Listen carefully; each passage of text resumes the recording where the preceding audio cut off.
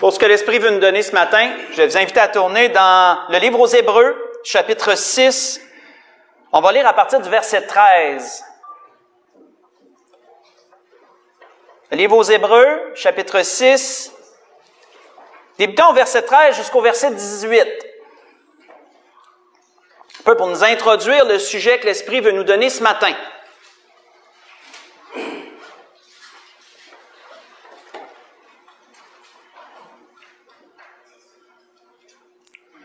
On voit que l'auteur d'Hébreux, on va rentrer dans un exemple qu'il cite, et c'est l'exemple d'Abraham.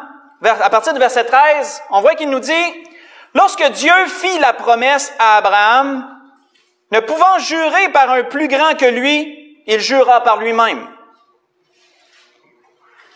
Et dit, « Certainement, je te bénirai et je multiplierai ta postérité. » Et c'est ainsi qu'Abraham, ayant persévéré, obtint ce qui lui avait été promis. Or, les hommes jurent par celui qui est plus grand qu'eux, et le serment est une garantie qui met fin à tous leurs différends. C'est pourquoi Dieu, voulant montrer avec plus d'évidence aux héritiers de la promesse l'immuabilité de sa résolution, intervint par un serment, afin que par deux choses immuables dans lesquelles il est impossible que Dieu mente, nous trouvions un puissant encouragement. Nous dont le seul refuge a été de saisir l'espérance qui nous a été proposée. Et on va lire jusqu'à la fin, oui. Cette espérance, nous la possédons comme une ancre de l'âme sûre et solide. Elle pénètre au-delà du voile, là où Jésus est entré pour nous comme précurseur, ayant été fait souverain sacrificateur pour toujours, selon l'ordre de Melchizedek. On va arrêter là. Quand on regarde, frères et sœurs, l'exemple que l'auteur nous donne ici, l'auteur nous parle premièrement d'Abraham, nous parle premièrement de l'exemple d'Abraham. Il nous mentionne également comment Abraham avait reçu de grandes promesses. Comment qu'Abraham avait reçu de Dieu un serment pour assurer Abraham qu'il allait obtenir ce qui avait été promis. C'est pourquoi l'auteur nous parle que Dieu a intervenu par un serment afin de montrer qu'il ne change pas d'idée. Si Dieu dit ça, c'est comme ça. Et par ce serment, par ses promesses, par ce serment, Abraham a eu foi en Dieu et il a obtenu, il a persévéré et il a obtenu les promesses qui avaient été faites. On voit que cette espérance qu'Abraham avait saisie grâce au serment que Dieu avait fait, l'auteur la transpose pour nous aussi. Il la transpose pour l'Église aussi. Et il dit que Dieu, à travers Jésus-Christ, a fait un serment similaire. Et que pour nous, ce serment et l'espérance qu'il a amené a été le seul refuge que nous avons pu saisir. L'Esprit veut nous approfondir ce matin sur ce terme, celui de refuge. Parce que cette espérance, l'auteur le dit, comme Abraham a saisi l'espérance que Dieu lui avait donnée à travers tout ce que Dieu a fait, bien, celui qui est en Jésus-Christ a saisi aussi l'espérance, la seule espérance possible, celle qui lui avait été présentée, et cette espérance lui a servi de refuge. Qu'est-ce que l'auteur voulait nous dire par là?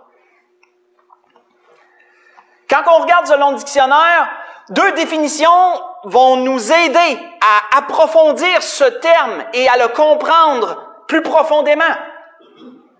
Première définition, selon le dictionnaire, un refuge, c'est un asile, c'est une retraite, c'est un lieu où on cherche un abri. Quand on regarde, c'est un peu vague, parce qu'un refuge peut aller dans bien des sens. On peut avoir besoin d'un refuge pour maintes raisons. Entre autres choses, pour les intempéries, je vais juste vous citer une portion de la parole. Et je dirai pas pourquoi la comparaison et tout, on va simplement prendre textuellement ce qui est dit. Ésaïe disait ceci, en parlant de Dieu, il dit, « Il y aura un abri pour donner de l'ombre contre la chaleur du jour, pour servir de refuge et d'asile contre l'orage et la pluie. » Vous voyez ça dans Ésaïe 4, verset 6. Ça semble pas nous dire grand-chose. J'ai simplement pris textuellement ce qui était dit. Mais un refuge, si on s'en sert contre les intempéries, ça veut dire quoi? Ça veut dire que si le soleil est trop chaud, on va aller trouver un endroit où il y a de l'ombre. Et cet endroit-là va nous servir de refuge contre le soleil. Si il vente trop dehors, on va se trouver un endroit qui bloque le vent et cet endroit va nous servir de refuge parce qu'il va nous protéger contre le vent. on ne sentira plus l'effet du vent lorsqu'on va être dans cet endroit-là. Si la pluie tombe trop fort ou la neige, admettons, bien, on va se trouver un endroit qui va nous garder au sec, un endroit qui va bloquer la pluie, qui va bloquer la neige. Et ainsi, on peut dire que cet endroit est pour nous un refuge. Un refuge, dans ce sens, c'est un endroit, c'est un abri qui va nous protéger des intempéries. Mais la définition nous donne aussi un terme plus spécifique. Elle nous parle d'asile. Et ça, c'est intéressant. Parce qu'un asile, c'est plus particulier encore. Un asile, c'est un endroit où on peut se sauver, on peut aller se cacher pour éviter un recours en justice, un endroit pour éviter une peine ou une sentence. Ça, c'est intéressant. On voit qu'un abri peut aussi être employé dans ce sens. Un refuge, je veux dire. Tournons dans Nombre 35. Allons voir un exemple intéressant de l'Ancien Testament et le terme asile prend vraiment tout son sens dans qu'est-ce qu'on va voir. Dans les Nombres, chapitre 35. On va voir quelque chose parce que vous savez, la loi de Moïse était très complète. Dieu avait instauré des commandements d'ordre afin que toute chose puisse recevoir une juste sentence, un juste jugement, et la loi était complète en ce sens. On va voir un exemple ici pour vraiment définir ce terme asile qui est dans la définition d'un refuge. Dans Nombre 35, on va faire un peu de lecture ici. On va commencer à partir du verset 9 et on va lire jusqu'au verset 29 pour vraiment comprendre l'entièreté de la situation qui nous est décrite ici. On voit qu'il est dit à partir du verset 9 de Nombre chapitre 35. L'Éternel parla à Moïse et dit, « Parle aux enfants d'Israël et dis-leur, lorsque vous aurez passé le Jourdain et que vous serez entrés dans le pays de Canaan, vous vous établirez des villes qui soient pour vous des villes de refuge. » Et là, il va dire pourquoi. « Où pourra s'enfuir le meurtrier qui aura tué quelqu'un involontairement. Ces villes vous serviront de refuge contre le vengeur du sang, afin que le meurtrier ne soit point mis à mort avant d'avoir comparu devant l'assemblée pour être jugé. Des villes que vous donnerez, 6 seront pour vous des villes de refuge. Vous donnerez 3 villes au-delà du Jourdain, et vous donnerez 3 villes dans le pays de Canaan. Ce seront des villes de refuge. Ces 6 villes serviront de refuge aux enfants d'Israël, à l'étranger et à celui qui demeure au milieu de vous. Il pourra s'enfuir tout homme qui aura tué quelqu'un involontairement. Si un homme frappe son prochain avec un instrument de fer et que la mort en soit la suite, c'est un meurtrier. Le meurtrier sera puni de mort. S'il le frappe tenant à la main une pierre qui puisse causer la mort et que la mort en soit la suite, c'est un meurtrier. Le meurtrier sera puni de mort. S'il le frappe tenant à la main un instrument de bois qui puisse causer la mort et que la mort en soit la suite, c'est un meurtrier. Le meurtrier sera puni de mort. Le vengeur du sang fera mourir le meurtrier. Quand il le rencontrera, il le tuera. Si un homme pousse son prochain par un mouvement de haine, ou s'il jette quelque chose sur lui avec préméditation, et que la mort en soit la suite, ou s'il le frappe de sa main par inimitié, et que la mort en soit la suite, celui qui aura frappé sera puni de mort, c'est un meurtrier. Le vengeur du sang le tuera, le meurtrier, quand il le rencontrera. Mais, là, on rentre un peu dans l'autre facette. Mais si un homme pousse son prochain subitement, et non par inimitié, ou s'il jette quelque chose sur lui sans préméditation, ou s'il fait tomber sur lui par mégarde une pierre qui puisse causer la mort, et que la mort en soit la suite, sans qu'il ait de la haine contre celui qui lui cherche contre lui et qui lui cherche du mal, voici les lois d'après lesquelles l'Assemblée jugera entre celui qui a frappé et le vengeur du sang. L'Assemblée délivrera le meurtrier de la main du vengeur du sang et le fera retourner dans la ville de refuge où il s'était enfui. Il y demeurera jusqu'à la mort du souverain sacrificateur qu'on ait oint de l'huile sainte. Si le meurtrier sort du territoire de la ville de refuge où il s'était enfui, et si le vengeur du sang le rencontre hors du territoire de la ville de refuge et qu'il tue le meurtrier, il ne sera point coupable de meurtre. Car le meurtrier doit demeurer dans sa ville de refuge jusqu'à la mort du souverain sacrificateur, et après la mort du souverain sacrificateur, il pourra retourner dans sa propriété. Voici les ordonnances de droit pour vous et pour vos descendants dans tous les lieux où vous habiterez. On va arrêter là. Donc, nous voyons ici, frères et sœurs, un refuge prend vraiment un autre sens.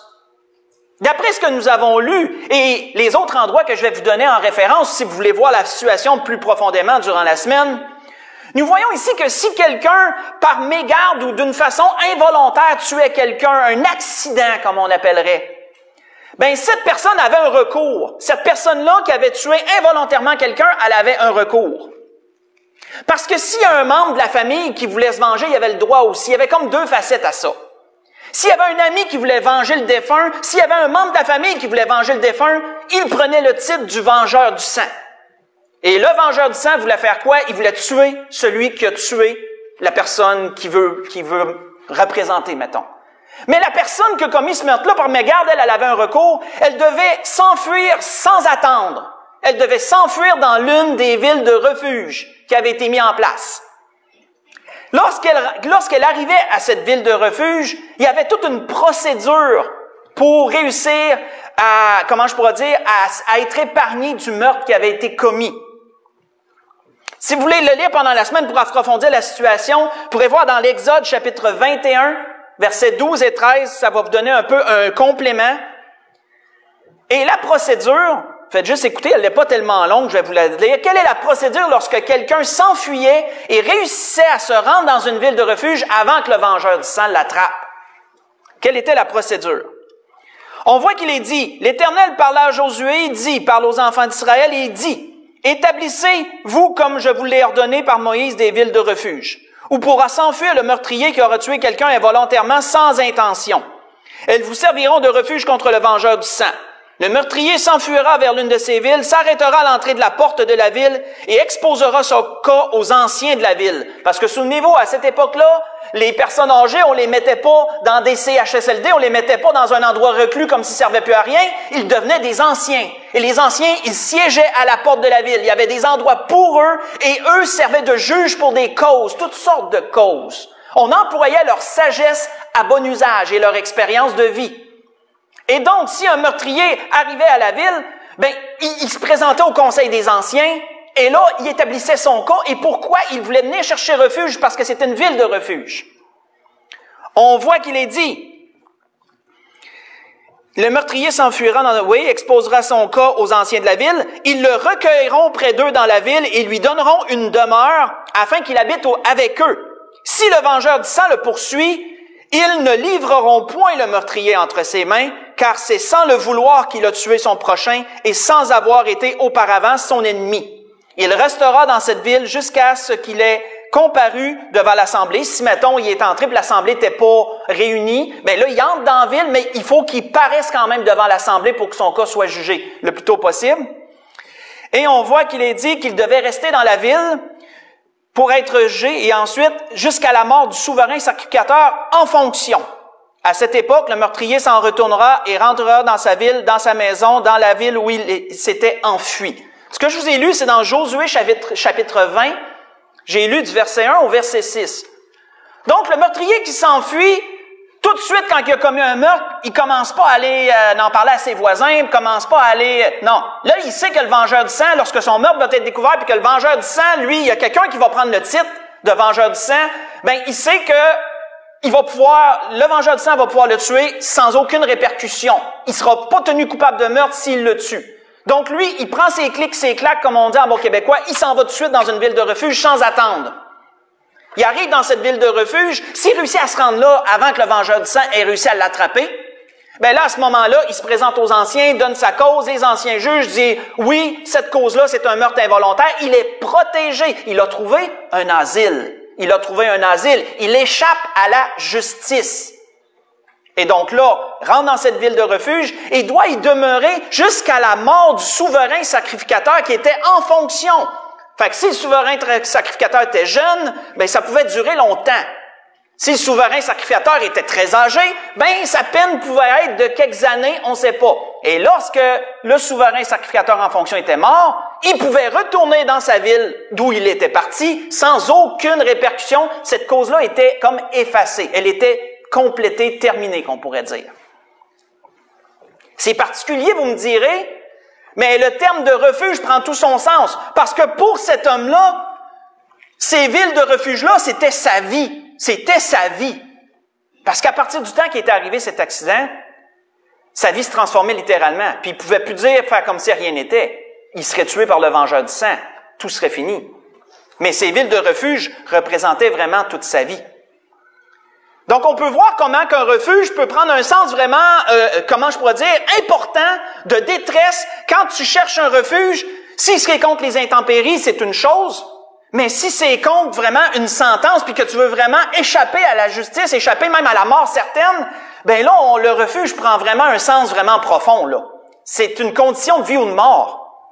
Si on retourne à l'introduction, on voit que l'auteur d'Hébreux nous dit que nous avons pris le seul refuge qui nous était proposé. Le seul refuge qui nous était proposé.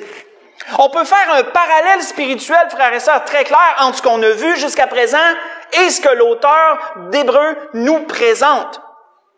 On voit que c'est pas pour rien que l'apôtre Paul avait dit aux Juifs lorsqu'il les a témoignés après la Pentecôte, « Il n'y a de salut en aucun autre, car il n'y a sous le ciel aucun autre nom parmi les hommes par lequel nous puissions être sauvés. » Donc, vous voyez ça dans Acte 4, verset 12 que je viens de vous citer. Cet exemple, frères et sœurs, nous montre quoi?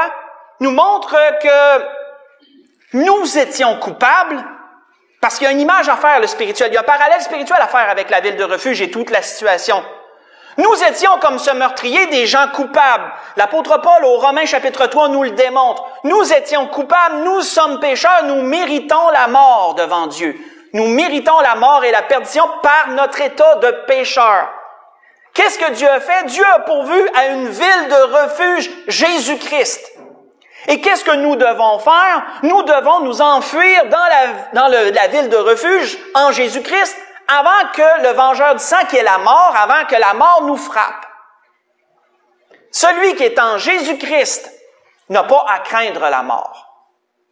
Mais celui qui est sans Jésus-Christ, c'est comme s'il aurait été frappé par le vengeur du sang avant d'avoir atteint cette ville de refuge et d'avoir été préservé, autrement dit. Toute une analogie spirituelle à faire avec ça. C'est pas pour rien que on voit que notre Seigneur lui-même avait dit ceci un jour à une femme en deuil du nom de Marthe, lui avait dit ceci et elle l'a cru. On voit que le Seigneur lui avait dit « Je suis la résurrection et la vie. Celui qui croit en moi vivra même s'il meurt. Et quiconque vit et croit en moi ne mourra jamais. » Ça, c'est une ville de refuge. On pourrait dire ça comme ça. Crois-tu cela? Et elle lui dit, oui Seigneur, je crois que tu es le Christ, le Fils de Dieu qui devait venir dans le monde. Dans Jean chapitre 11 que j'ai lu, Jean chapitre 11, j'ai lu le verset 25 au verset 27. Donc, en ce sens, nous voyons un peu le complément de la première définition d'un refuge. Un endroit matériel, un endroit physique qui nous préserve de différentes choses. Et on a vu une image spirituelle avec Jésus-Christ qui est le seul refuge qu'on a pu saisir, qui nous a été proposé. Mais le dictionnaire nous donne une deuxième définition tout aussi intéressante. Cette deuxième définition va comme suit. Un refuge est un bienfaiteur. Donc, on parle d'un être doté d'une conscience. Là. On parle plus d'un lieu. Là. Est un bienfaiteur dont on attend, dont on implore la protection et le secours. Si quelqu'un a les capacités de nous préserver de quelque chose, si quelqu'un a assez de puissance ou assez de capacité pour nous préserver de quelque chose et qu'on décide d'aller vers lui et qu'il nous prend sous son aile, si je peux utiliser l'expression, ben il est pour nous un refuge contre quelque chose. Tournons dans le psaume 118. On ne sera pas surpris de la suite. Dans le psaume 118.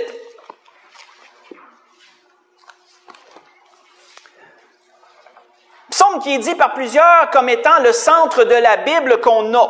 Le psaume 118 serait le point central. Et on va lire le verset central de la Bible, le verset 8.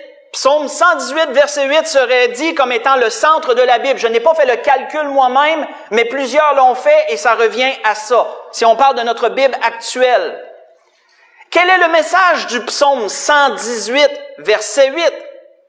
C'est drôle parce qu'on tombe pas dans un endroit comme dans les chroniques où qui dirait il est allé à un tel endroit. On aurait pu tomber n'importe où. Mais regardons le message. Mieux vaut chercher un refuge en l'Éternel que de se confier à l'homme. Mieux vaut chercher un refuge en l'Éternel que de se confier au grand. Ça, c'est le centre de la Bible, frères et sœurs. C'est tout un message qui nous est donné. C'est un endroit très spécial et un message tout aussi spécial. Dieu peut être considéré comme un refuge. Voici ce que la Bible nous dit. Parce que Dieu a la puissance et les capacités de nous préserver de choses, de nous protéger, de nous garder. Avec lui, nous pouvons trouver protection, nous pouvons trouver secours dans tous nos besoins. Tournons dans le psaume 142. Dans le psaume 142, on va approfondir. Le psaume en entier n'est pas tellement long, mais c'est un psaume dédié à ce thème, qui est celui de refuge.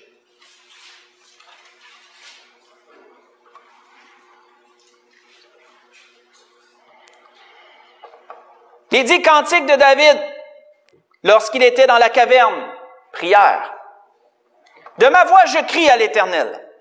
De ma voix, j'implore l'Éternel. Je répands ma plainte devant lui, je lui raconte ma détresse.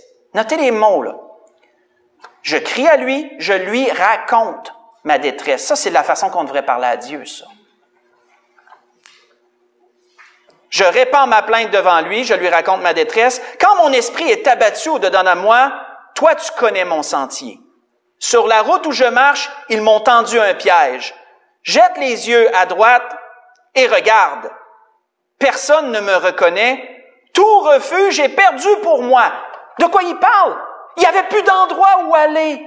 Tous les endroits où il aurait pu aller, qui auraient pu le protéger, ne le protégeraient même pas. Donc, tout refuge est perdu pour moi, disait David. Qu'est-ce qu'on fait dans ce temps-là? Nul ne prend souci de mon âme. Éternel, c'est à toi que je crie, je dis, tu es mon refuge. Mon partage sur la terre des vivants. Sois attentif à mes cris, car je suis bien malheureux. Délivre-moi de ceux qui me poursuivent, car ils sont plus forts que moi. Tire mon âme de sa prison, afin que je célèbre ton nom. Les justes viendront m'entourer quand tu m'auras fait du bien. On va arrêter là. David, un jour, frère et sœur, a posé une question. Il a posé une question puis il a donné la réponse. Faites juste écouter, je vous donne la question et je vous donne la réponse. David dit un jour, et je crois que c'est symbolique, il dit, quand les fondements sont renversés, le juste, que fera-t-il? Hein, David, en image, voulait dire, là, quand ta vie est virée à l'envers pour toutes sortes de raisons, là. Quand, là, que, avant, ça allait bien, t'étais paisible et tout, puis que là, tout d'un coup, ta vie est chamboulée, puis tu dois t'adapter dans quelque chose de très difficile, qu'est-ce que tu dois faire? C'était la question de David. La réponse, c'est en l'Éternel que je cherche un refuge. Comment pouvez-vous me dire, fuis dans tes montagnes? Comme un oiseau. Dans le psaume chapitre 11, j'ai lu le verset 1 et j'ai lu le verset 3. Combien de fois, frères et sœurs, les fondements de la terre ont pu représenter dans nos vies des choses difficiles à gérer? Puis je vous dirais que depuis qu'on a commencé cette crise-là, les fondements de la terre ont été renversés, imagés, bien sûr. Tout a été viré de sans dessus-dessous. Souvenez-vous de début de l'année passée, mettons, là. Hey, je regardais nos photos, là, puis les photos qu'on a datent de la langue veille 2019, là. 2019-2020. Ça fait 1 an quasiment que nos photos sont là. On a les mêmes photos. Parce que dans ce temps-là, tout était correct. Et là, tout d'un coup, on a commencé 2020 et les fondements de la terre ont été renversés. Tout a été tout d'un coup viré à l'envers et depuis ce temps-là, on navigue un peu là-dedans. Tout le monde navigue un peu là-dedans. les justes, qu'est-ce qu'ils vont faire? Frères et sœurs, si David a été capable, malgré tout ce qu'il a traversé, là, de garder sa santé morale, de garder sa santé physique, c'est parce qu'il avait compris qu'il faut considérer Dieu comme un refuge. Faut le considérer comme un asile. Faut considérer Dieu comme un endroit où aller. Et comme David disait, je raconte ma misère. Là, je lui raconte, comme lire une histoire à un enfant, je lui raconte ma détresse. Je lui dis ce qui va pas. Souvent, malheureusement, on va dire, ben oui, je vais à Dieu. Ben oui, je fais ma prière, puis je dis, Seigneur, aide-moi. Si on veut considérer Dieu comme un refuge, il va falloir être un petit peu plus que ça. Il va falloir être plus descriptif. C'est toute une question d'attitude, frères et sœurs. Considérer Dieu comme un refuge, c'est une question d'attitude. Faites le lien avec le vengeur du sang. Faites le lien avec la ville de refuge. Comment la personne, dans quel état d'esprit elle était pour réussir à trouver cette ville-là, puis réussir à être protégée, le soulagement qu'elle avait lorsqu'elle était entrée dans cette ville-là. Pensez aux intempéries, pensez à tout ce qu'on a vu jusqu'à présent. Comment que les gens se sentent et le besoin qu'ils ont. Ben, Dieu devrait être un besoin similaire si on le considère comme un refuge. Pas rien que David qui avait compris ça. Plusieurs prophètes dans la parole en ont parlé. Le prophète Ésaïe en a parlé. Là, je vais vous lancer des versets si vous voulez les prendre en note. Ésaïe 25, verset 4. Ésaïe parlait de Dieu comme un refuge. Jérémie, chapitre 16, verset 19. Jérémie parlait de Dieu comme d'un refuge. Le prophète Joël parlait de Dieu comme d'un refuge. Joël 3, verset 16. Le prophète Nahum parlait de Dieu comme un refuge. Nahum 1, verset 7. Et le prophète Sophonie a parlé de Dieu de cette façon dans Sophonie 3, verset 12. C'était ce que l'Esprit voulait nous donner ce matin. Nous parler de Dieu en termes de refuge. Nous parler que comme celui qui a compris que s'il acceptait Jésus comme son sauveur, c'était pas parce qu'il faisait simplement un choix. C'était parce qu'il considérait que là, il s'en allait en enfer. Il fallait pas qu'il meure avant d'avoir accepté Jésus. Vous vous souvenez? C'est comme ça que vous êtes présenté le Seigneur. Le Seigneur a été, pour tous ceux qui se sont confiés en lui, un refuge parce qu'ils ont évité la condamnation éternelle. En Jésus-Christ, plus de condamnation. On est safe, comme on dit. On est safe. Ben, de considérer Dieu de cette façon-là, ça s'arrête pas après que tu es sauvé, là. Ça devrait être une façon d'agir dans tous tes temps difficiles de considérer Dieu comme ça. Tout le temps. Dieu est un refuge. Comme il est dit dans un autre endroit de mémoire, il est un refuge, un secours et un appui qui ne manque pas au jour de la détresse. Je pourrais pas vous dire le verset, mais je me souviens que c'est écrit. Pour conclure, Ésaïe chapitre 32. Conclusion, je dirais, qui fait sourire. En tout cas, ça m'a fait sourire quand l'Esprit m'a amené là pour conclure. Ésaïe chapitre 32.